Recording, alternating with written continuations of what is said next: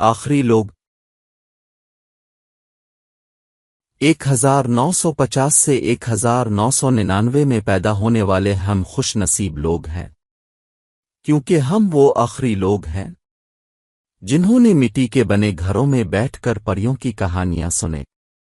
ہم وہ آخری لوگ ہیں جنہوں نے لالٹین بتی کی روشنی میں کہانیاں بھی پڑھیں، جنہوں نے اپنے پیاروں کے لیے اپنے احساسات کو خط میں لکھ کر بھیجا۔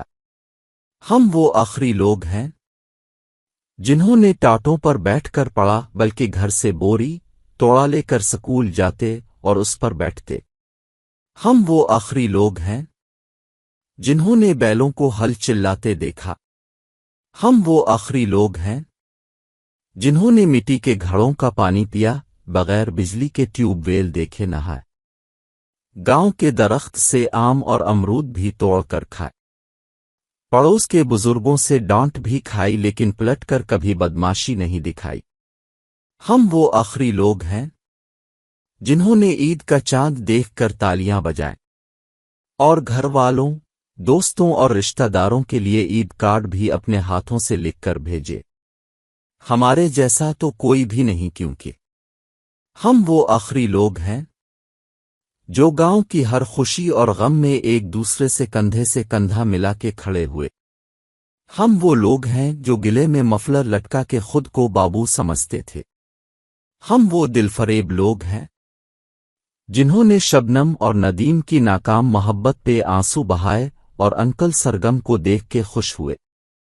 ہم وہ آخری لوگ ہیں جنہوں نے ٹی وی کے اینٹینے ٹھیک کیے فلم دیکھنے کے لیے ہفتہ بھر انتظار کرتے تھے۔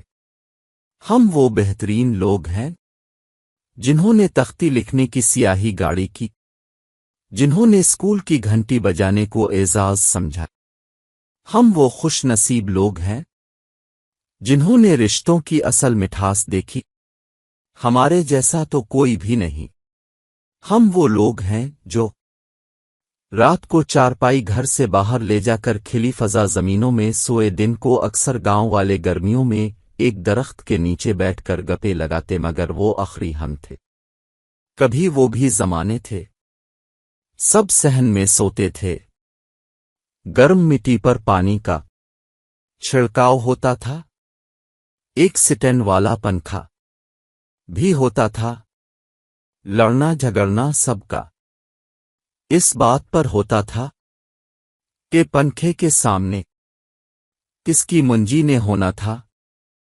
سورجا کے نکلتے ہی آنکھ سب کی کھلتی تھی، ڈھیٹ بن کر پھر بھی سب ہی سوئے رہتے تھے۔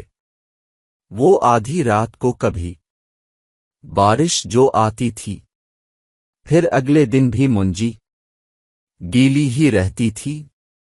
وہ صحن میں سونے کے سب دور ہی بیٹھ گئے، منجیاں بھی ٹوٹ گئیں، رشتے بھی چھوٹ گئے۔